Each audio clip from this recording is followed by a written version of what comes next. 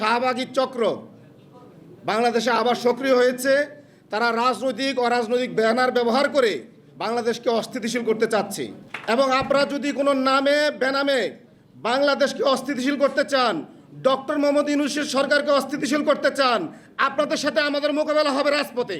কোনোভাবেই বাংলাদেশে আপনারা দিল্লির এজেন্ডা বাস্তবায়ন করবেন আর আমরা জীবিত থাকবো, তা হতে দেওয়া হবে না। কি যে বিষয়ে আমাদের এই আয়োজন, সেই আয়োজনটা মূলত মাল্টিমিডিয়া সাংবাদিকদের অবদান শীর্ষক। আমি যদি একটু ব্যাখ্যা করে বলি, এই আন্দোলনটা মূলত গড়ে উঠেছে মূলত মাল্টিমিডিয়া সাংবাদিকদের অবদানের কারণেই। দুনিয়া কাঁপানো যে জুলাই বিপ্লব এবং দুনিয়াবাসীকে এই যে বিপ্লবের সম্পর্কে যে তথ্য দেয়া, এটা সবার আগে করেছে আমার এই মাল্টিমিডিয়া সাংবাদিক ভাইয়েরাই। এবং এই বিপ্লবের যদি বলা হয় গণমাধ্যমের অবদান, এর 95% অবদানে বলতে হবে মাল্টিমিডিয়া সাংবাদিকদের। দায়িত্বশীল মাল্টিমিডিয়া সাংবাদিক অ্যাসোসিয়েশন নেতাদের থেকে বলা হয়েছে তাদের স্বীকৃতির ব্যাপারে, যে মাল্টিমিডিয়া সাংবাদিকদের অবদানের স্বীকৃতি। আসলে আমি এখানে যাদেরকে দেখছি সবাই কিন্তু আমার সহকর্মী।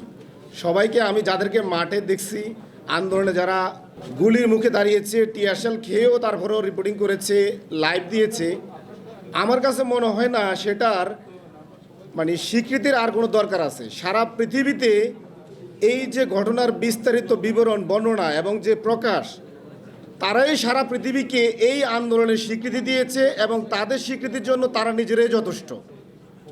আমি মনে করি এটা রাষ্ট্রীয়ভাবে তাদেরকে আরও অর্গানাইজ করার জন্য সাংবাদিক সংগঠন, বিভিন্ন পলিটিক্যাল পার্টি, সরকার সেটুকু ব্যবস্থা নেবেন। এবং সরকারের যে আজকে অন্তর্বর্তী সরকারের যে প্রেস সচিব শফিকুল আলম ভাই, উনি বরাবরই সাংবাদিক বান্ধব এবং উনি সবসময় গণমাধ্যমের স্বাধীনতায় বিশ্বাসী। আমি ওনার কাছে আবেদন করব, মাল্টিমিডিয়া সাংবাদিকদের যে ছোট ছোট যে আবদার, খুব বেশি আবদার আমি দেখিনি এখন পর্যন্ত, একদম মিনিমাল আবদারগুলো সেখানে এসেছে, সেগুলো আমার মনে হয় শফিক ভাইয়ের পক্ষে মানা খুবই সহজ। সরকার এবং সাংবাদিক সংগঠনগুলোকে বলবো এই ব্যাপারে আপনারা একটু দৃষ্টি দিবেন। প্রিয় উপস্থিতি, গণমাধ্যমে যে বিগত 15 বছর যে ফেসিবাদ, এটা আমরা যদি বর্ণনা করি, গণমাধ্যম আসলে বাংলাদেশের জন্য কখনোই কাজ করেনি। এই যে বাংলাদেশের গণমাধ্যম, বিশেষ করে যদি 15 বছর মোটা তাকে ধরি আর বৃহৎভাবে ধরি যে 54 বছর, বাংলাদেশের কিছু গণমাধ্যম এমন কিছু ব্যক্তির হাতে, প্রতিষ্ঠানের হাতে চলে গিয়েছিল যারা বাংলাদেশের বিরুদ্ধে কাজ করতেন এবং বাংলাদেশের জনগণের বিরুদ্ধে কাজ করতেন। তারা মূলত কাজ করতেন দিল্লির হয়ে। স্পষ্টভাবে বললে তারা দিল্লির পারপাস সাফ করার জন্যই বাংলাদেশের গণমাধ্যমের দায়িত্ব নিয়েছেন, গণমাধ্যমের মালিক হয়েছেন, সাংবাদিক হয়েছেন। এবং ওই দোসর গোষ্ঠীগুলো এখনও সক্রিয়। এই জায়গা দিয়ে এই জায়গাটা সম্পূর্ণভাবে আপনার মাল্টিমিডিয়া সাংবাদিকেরা এই জায়গা থেকে বিরত ছিলেন, কারণ তাদের এখানে নিউজ সেন্সর করার কোনো সুযোগ ছিল না। মাল্টিমিডিয়া সাংবাদিকেরা যা দেখতেন তা প্রকাশ করতে পারতেন এবং এখানে সেন্সরের সুযোগটা যাতে কম, দিল্লির প্রভাবটা মাল্টিমিডিয়া সাংবাদিকদের উপরে অনেক কম এবং এখানে নাই বললে চলে। আমি এই জন্য মাল্টিমিডিয়া সাংবাদিকদেরকে সবসময় আমার আপন মনে হয় এবং তাদেরকে মনে হয় একমাত্র পবিত্র আত্মার সাংবাদিকতা করে তারা।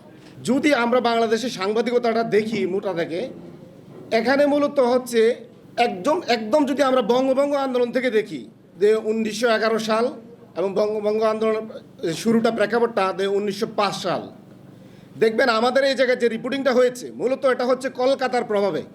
এখানে মূলত কলকাতাকে সবসময় ইস্টাবলিশ করার জন্য কিছু মানুষ এখানে গণমাধ্যমের দায়িত্ব নিয়েছিলেন এবং এই প্রভাবটা এখনও বিদ্যমান।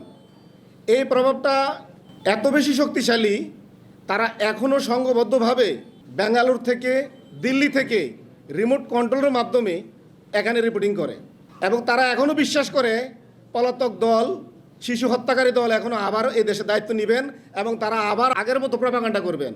এবং তারা ইদানিং কিছু সংগঠনকে দায়িত্ব দিয়েছেন, বিশেষ করে যদি একদম স্পষ্টভাবে বলি, যারা 2013 সালে বাংলাদেশে ফেসিবাদ কায়েম করেছেন গণমাধ্যমের মাধ্যমে, অ্যাক্টিভিজমের মাধ্যমে, সেই সমস্ত শাহবাগী চক্র বাংলাদেশে আবার সক্রিয় হয়েছে। তারা রাজনৈতিক অরাজনৈতিক ব্যানার ব্যবহার করে বাংলাদেশকে অস্থিতিশীল করতে চাচ্ছে।